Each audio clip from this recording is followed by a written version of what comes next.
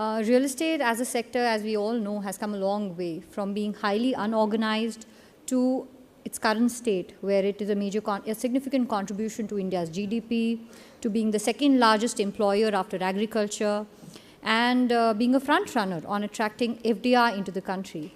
The sector has a large potential. In fact, it has grown exponentially over the last decade or so, and with growth comes the challenges. And when we talk about challenges, I think challenges on the tax and regulatory front assume significance. We'll all agree to that.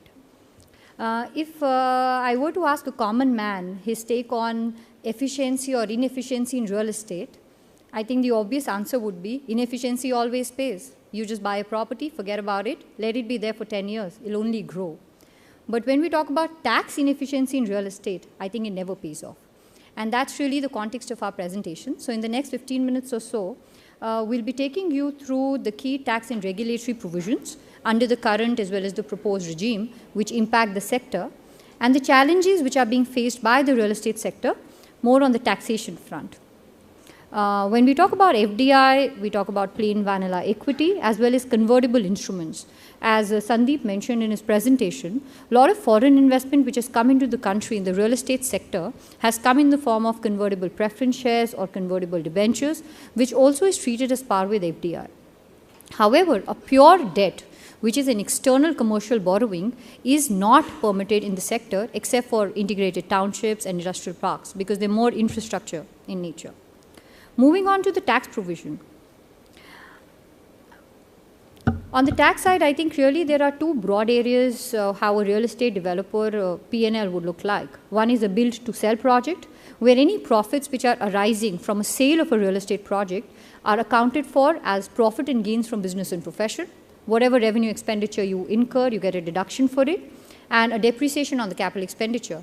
Here we take a cue from the accounting side of things because whatever percentage of completion or completed contract method which the accounting team follows or which the auditors of the company follow, tax tries to follow that at most times.